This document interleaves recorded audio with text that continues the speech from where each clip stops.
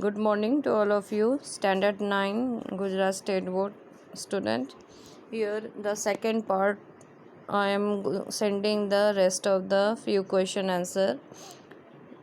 Then in this the next question is asking what is unified judicial system.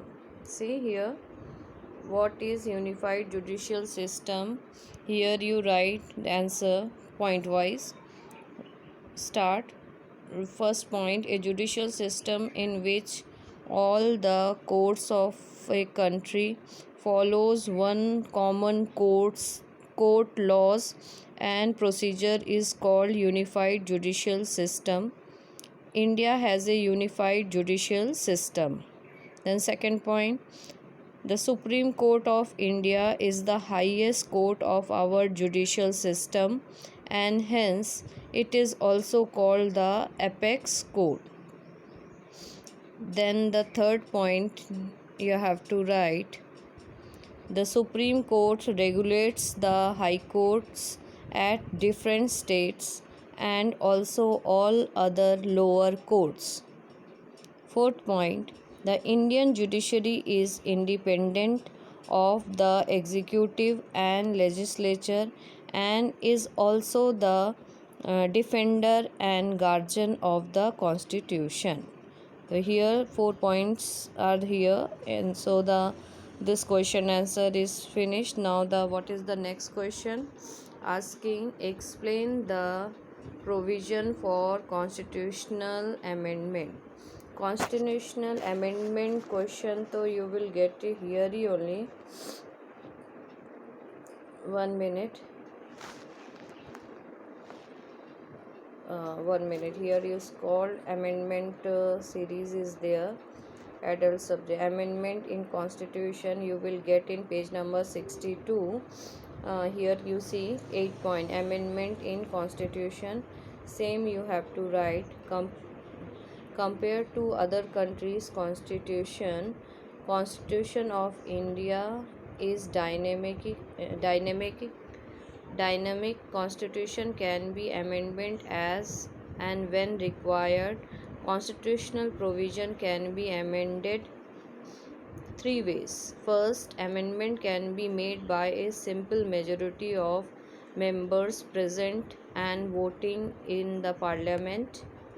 Certain amendments required a special majority, that is two-third majority of members present and voting.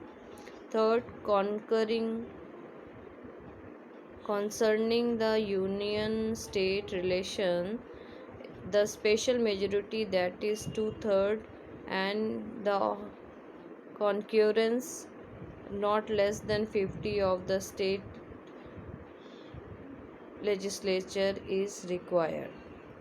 If there is any amendment to be made in the interrelation between union state structure of or in supreme judiciary, then half of the states from the total states have to give consent. Judgment of court can also bring amendment by the parliament. Up to here you have to write. Anyhow, no shortcut. Now come to the next question. What is asking here? Next question asking political equality is incomplete without social and economic equality. 1 minute telling.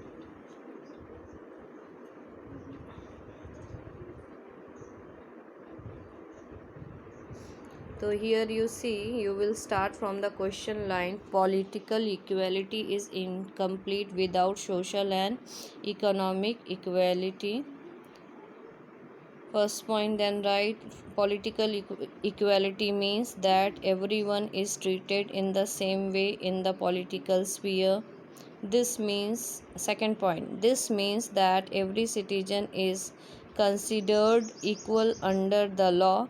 Every citizen gets the right to vote, contest election and demand justice. Third point, unless all the citizens are treated equally, irrespective of their caste, religion, economic status, education.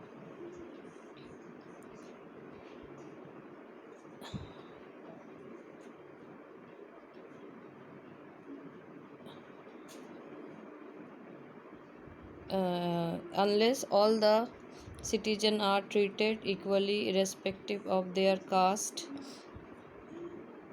religion, economic status, education.